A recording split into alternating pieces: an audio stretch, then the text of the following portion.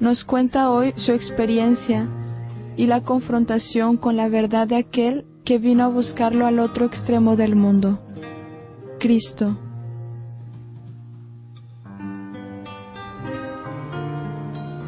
Sacerdote de origen belga, doctor en filosofía y teología, ahora es prior de la comunidad monástica de la familia de San José en Francia.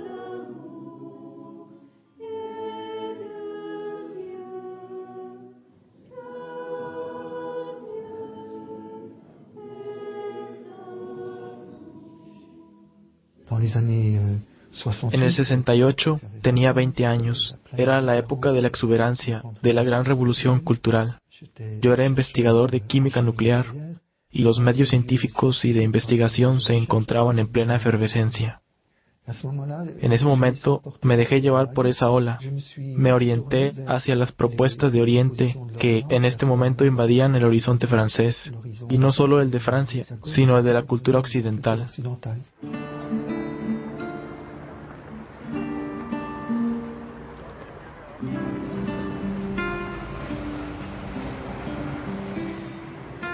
¿Qué puedo saber? ¿Para hacer qué? ¿Y en la perspectiva de qué destino? Estas tres preguntas existenciales invadían mis pensamientos. A pesar de haber recibido una sólida educación cristiana durante mi infancia, arrastrado, a pesar mío, por el gran movimiento de protesta de las estructuras de la sociedad de la época, fue un afiche publicitario sobre la meditación trascendental que me llevó a iniciarme en la meditación que proponía. Una técnica que se presenta como una vía simple, fácil y eficaz para llegar a estados superiores de conciencia, que llevan a una autorrealización plena. Es así como me convertí yo mismo en un iniciador de esta técnica de meditación. Conocí al gurú Maharishi Mahesh Yogi, gurú de los Beatles, a quien le simpaticé y recíprocamente. Le pregunté si me podía quedar con él, porque para mí se trataba realmente de una búsqueda de sentido. Yo quería ir hasta el fondo de este proceso que yo había comenzado practicando la meditación trascendental. Él me llevó como su discípulo, se podría decir en un lenguaje occidental, su secretario personal, pero era mucho más que eso, porque esta función tiene una dimensión espiritual. Fue así como con él le di casi 3 veces la vuelta al mundo, pero principalmente pasé durante 4 años, largos periodos en los ashram del Himalaya, donde pude profundizar tanto en la doctrina hinduista y como en la budista, y sobre todo sobre las prácticas que conducen a las famosas experiencias del samadhi, el moksha, del nirvana y del satori.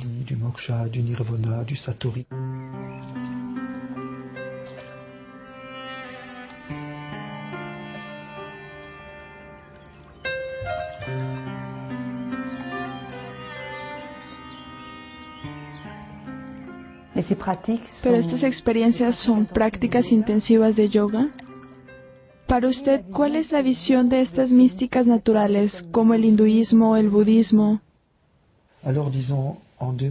Digámoslo en 2 palabras, ya que para la tradición oriental, a la que Occidente se volcó en esos años, para estas tradiciones no hay Dios trascendente personal, pues es aquel al que se trató de eliminar.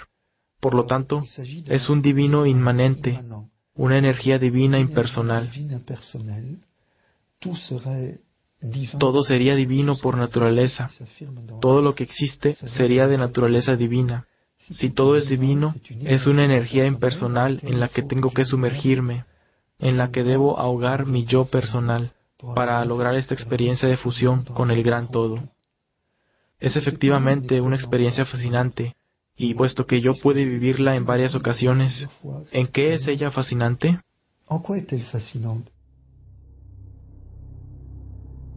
Esta pasa por un conjunto de técnicas, físicas, respiratorias, psíquicas, de concentración ya sea mental o visual, que están diseñadas para eliminar cualquier actividad del sujeto. Pongámoslo claro, no hay más sujeto que de verbo alguno. Me muevo, pues bien, basta con no moverme más. Tomando una posición como la del loto, se puede mantener una inmovilidad perfecta. No me muevo más, pero aún estoy respirando.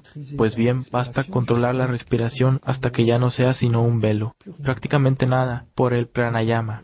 Pero esto no me impide pensar. Entonces se debe dominar el pensamiento para conseguir eliminarlo por medio de una especie de un estado de trance a través de la repetición de mantras o por medio de la concentración visual, hasta que finalmente ese yo desaparece. Efectivamente, la fascinación de la experiencia es que no hay más sufrimiento posible puesto que ya no hay más un yo.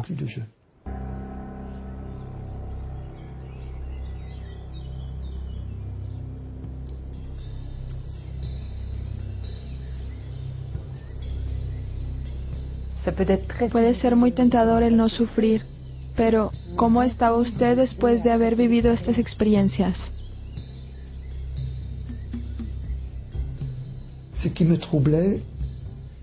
Lo que me perturbaba en la relectura de estas experiencias es que renunciar al sufrimiento es sin duda muy atractivo, pero también implica renunciar a conjugar el verbo amar, porque si yo no puedo sufrir más, yo no puedo amar más. No hay más yo conjugando el verbo amar. En verdad me preocupaba mucho. Y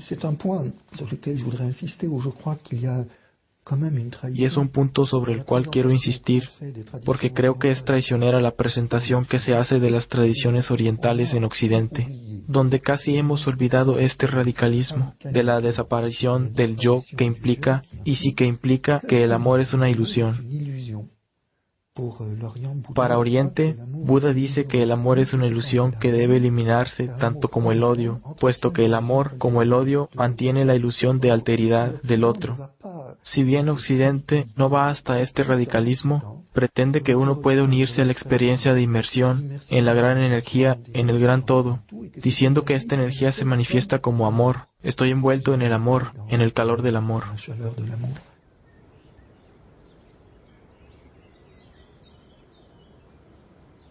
Pero entonces el amor no es una persona. ¿Es una gran energía en la que el hombre pretende que puede sumergirse?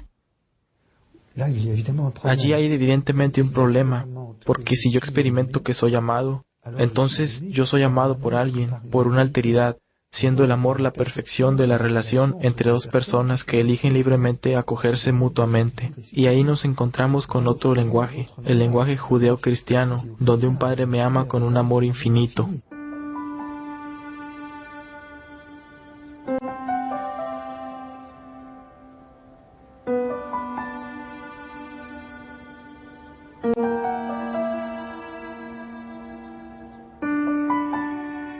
Y este amor subsistente es el Espíritu Santo, que es una persona. De lo contrario, no puedo hablar de amor. Se necesitan dos para el amor.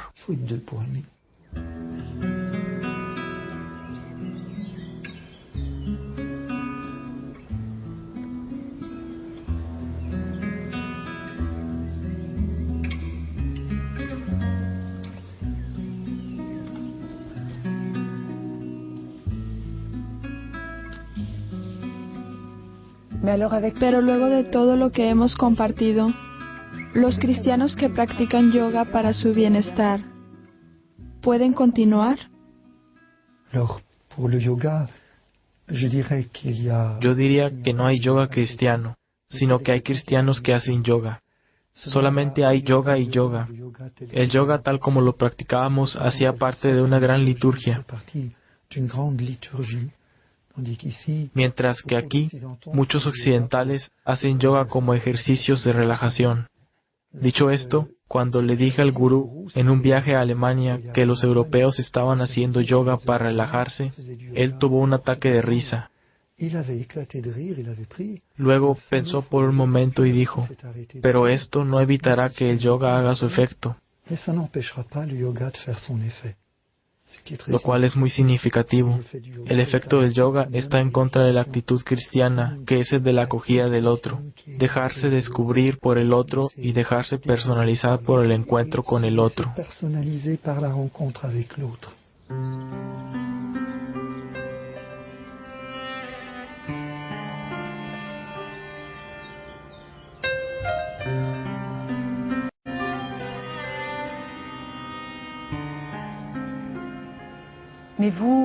Pero para usted, hoy como cristiano, ¿Cómo se posiciona usted con respecto a la cosmovisión del hinduismo? ¿Puede el hombre realizarse plenamente en la mística hinduista? No satanizo el hinduismo, pues hace parte de las grandes tradiciones religiosas que son la expresión de esta búsqueda humana de Dios. Y donde quiera que el hombre busque la verdad, el Espíritu Santo está secretamente presente. Pero hay una radicalización en el hinduismo que obviamente yo no puedo seguir. Me explicaré por medio de una comparación entre la muerte de Buda y la de Cristo, que realmente me golpeó. Buda está enfermo, llama a sus discípulos, les da las últimas instrucciones, se pone en posición de loto, se retira hacia el nirvana con su pequeña sonrisa característica, se retira a tal punto que muere, es decir, abandona su cuerpo. Ahora bien, podemos decir, es un poco técnico, que la orientación de las energías en la posición de loto corresponde un poco a lo que pasa con el niño en el vientre de su madre, a una posición fetal. Hay pues una concentración sobre él, una implosión. En cambio, Cristo muere completamente desplegado en un grito, con los brazos abiertos, en una donación total de sí mismo.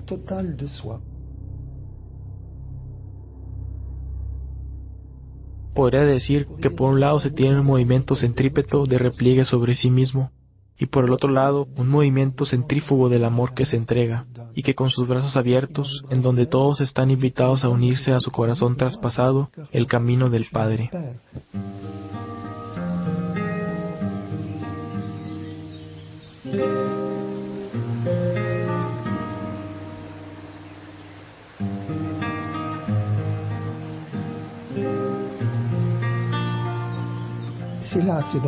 Entonces, fue ahí que el Señor me vino a buscar, en esta duda ante los caracteres ilusorios del amor.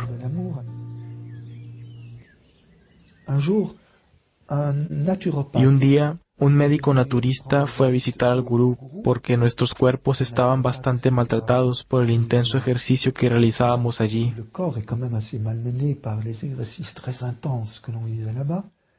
Este naturista era cristiano, y como yo era el secretario personal del gurú, aunque no se le llama así, debía pasar por mí para encontrar al gurú. Entonces, en espera de la reunión, nos pusimos a conversar, y él me preguntó, ¿usted fue un cristiano? ¿Usted está bautizado? Le dije, claro. ¿Y usted era un cristiano? Pero hoy, ¿quién es Jesús para usted? Y entonces, esta experiencia es difícil de expresar, pero percibí intensamente la presencia de Jesús, que me preguntó, Hijo mío, ¿cuánto tiempo me harás esperar?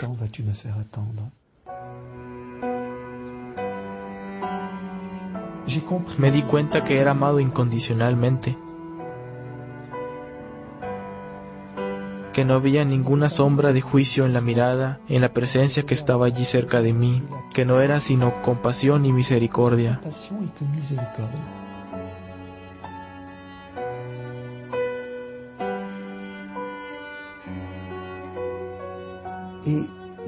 Y de repente, Dios mío, me encontré de pie, pero con una fuerza increíble, y de pie entendí, ¿sabes lo que tienes que hacer? Sí, yo sabía efectivamente que en realidad ya no estaba en mi lugar al lado del gurú después de semejante experiencia.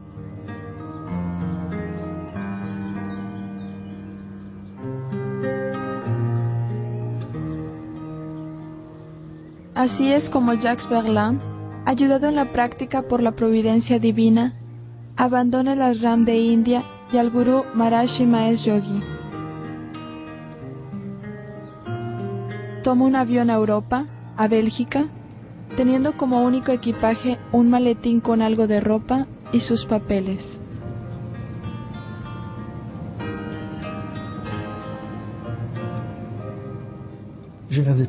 Ya no tenía nada, pero en realidad lo tenía todo, puesto que tenía al que había ido a buscar al otro lado del mundo, aquel al que mi corazón deseaba encontrar, este Jesús que me hace vivir aún hoy.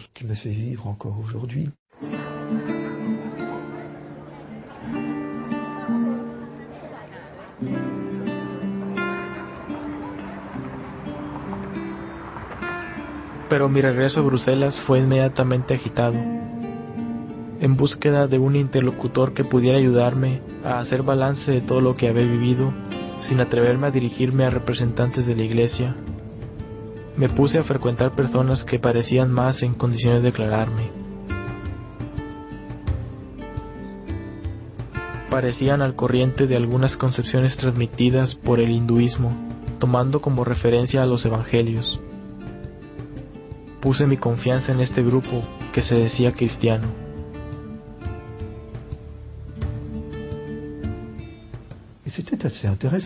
Y era bastante interesante, puesto que se me hablaba del cristianismo. No se me hablaba, sin embargo, más que de comentarios del evangelio.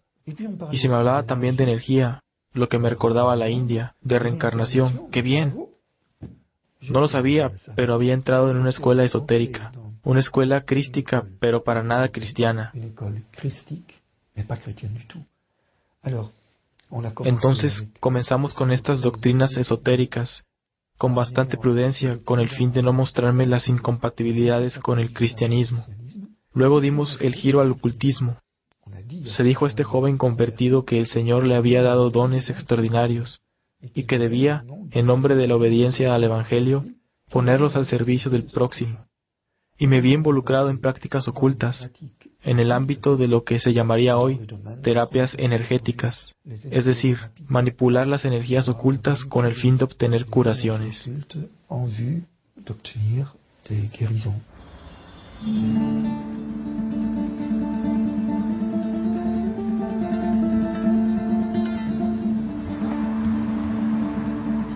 Me volví amigo de un terapeuta naturista, y al estar en contacto con él, descubrí que las técnicas orientales habían desarrollado en mí una gran capacidad como medium, que me invitó a explotar utilizando las fuerzas ocultas sobre las cuales podía conectarme sin dificultad. Había reanudado una actividad profesional, pero estas sesiones de curación ocupaban la mayoría de mi tiempo libre.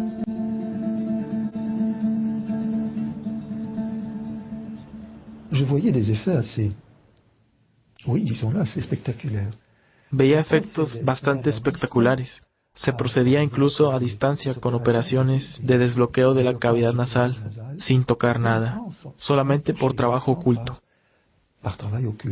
¿Y las personas eran de verdad sanadas?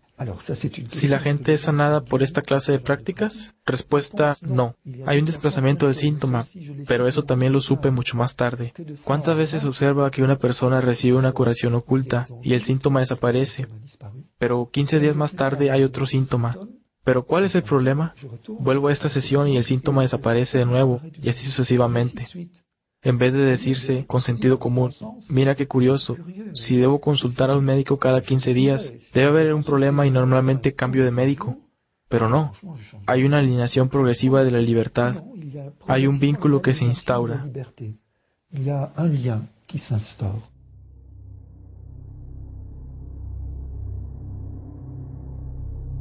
En efecto, recurrir a estas prácticas ocultas supone la colaboración con espíritus, entidades. Es un consentimiento a la acción de esos espíritus en mi vida.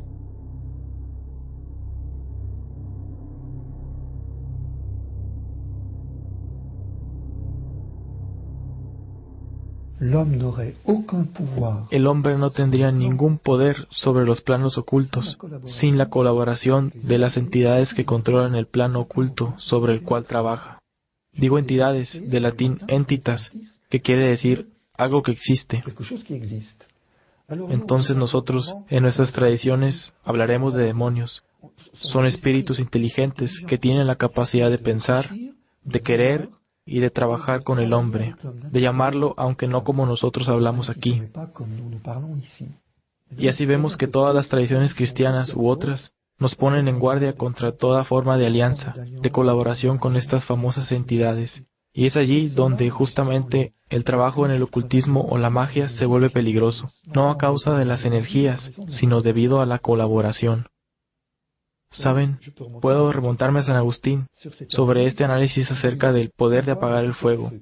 Por medio de una fórmula que se pronuncia, se llega a eliminar los efectos de una quemadura, no solo el dolor, sino también la herida.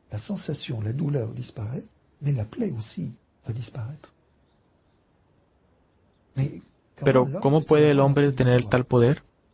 Agustín dice, no es el hecho de pronunciar esta fórmula. Usted no es Dios creador. Su palabra no es creadora. Otros dicen, pero es una oración. Es falso, se reza al fuego. Pero hablar al fuego no es dirigirse a Dios. Curar instantáneamente una quemadura es imposible. El Espíritu puede hacerlo trabajando con el plano oculto. No hablo del Espíritu Santo, sino de los demonios. Por lo tanto, pronunciando esta palabra, ustedes contactan al Espíritu para que intervenga. De paso, entendieron que si les diera esta fórmula y que ustedes la pronunciaran, no funcionaría porque no están aliados con el Espíritu. Por el contrario, si su abuela les dice, tengo el poder de apagar el fuego, envejezco, ¿quieres recibirlo? Pueden decir, sí, sí, abuela, quiero hacer bien. Eso basta, aceptaron, entre comillas, el don, el poder. Es decir, el Espíritu lo reconoce y de ahí en adelante, mientras que hace 5 minutos la fórmula no funcionaba cuando la pronunciaban, ahora que la recibieron de su abuela, ustedes se unieron a una tradición. Ahora funciona. Ven que no es la fórmula en sí, es simplemente que es necesario inscribirse a un linaje iniciático. Es una iniciación implícita en el consentimiento que se dio al recibir el poder.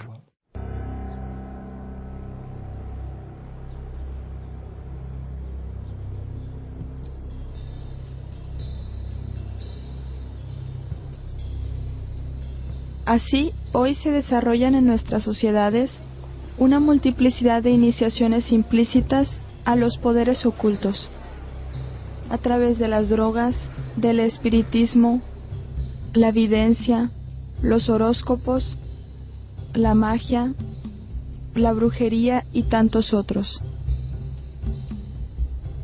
Tales propuestas son seductoras, fascinantes ante el poder que proponen, volverse amo de Dios y de los otros.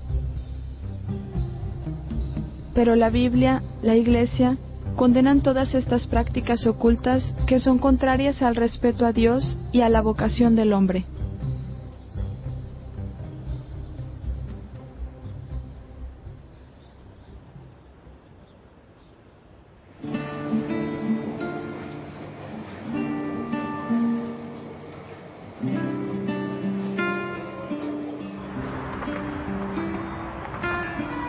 Mi conversión a Cristo era sincera. En nombre de la caridad evangélica, practicaba estas curaciones ocultas. Aunque no me había atrevido a confiarme a los representantes de la Iglesia, participaba, sin embargo, todos los días en la Eucaristía que prolongaba en un tiempo de adoración, sin olvidar el rosario. Solo progresivamente fue que tomé conciencia de una enajenación sutil a raíz de este trabajo con esas entidades, sobre todo cuando un día se manifestaron.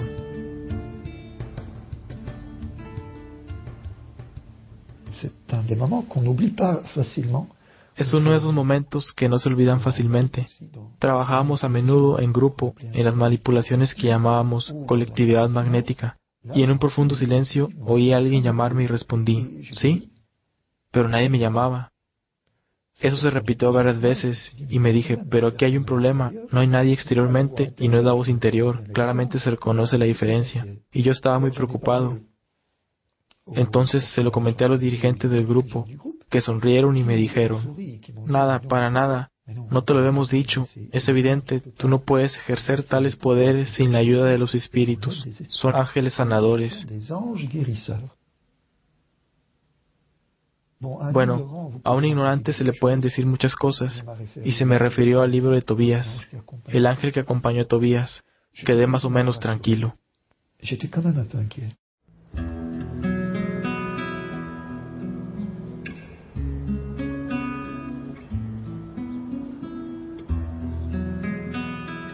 Continué ejerciendo con la ayuda de estos supuestos ángeles sanadores,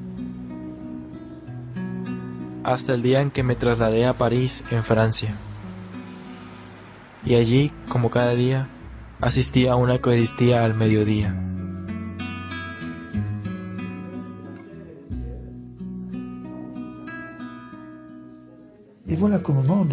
Y ahí que en el momento de la elevación, Por Él, con Él y en Él, escucho a estos famosos ángeles sanadores blasfemar vergonzosamente de Cristo presente en este sacramento. Estaba petrificado. En ese instante comprendí que había sido engañado, abusado. Al final de la celebración, busqué al sacerdote en la sacristía y le conté mi historia. Y me respondió: «Eso no me asombra. Soy el exorcista de la diócesis. Y este detalle es muy importante. Iba todos los días a misa y no pasaba nada. Los espíritus, las entidades se ocultaban. Sabía muy bien que allí era mejor quedarse quieto. Pero la autoridad que reposaba en este sacerdote los obligó a rebelarse para poder hacer la gran limpieza. Se imaginarán que no estaba nada orgulloso. Pude allí mismo depositar todos estos poderes a los pies de la cruz de Jesús, pidiendo ser liberado, lo que se logró con oraciones intensas y un largo periodo de convalecencia, que fue muy importante. De Padre José María.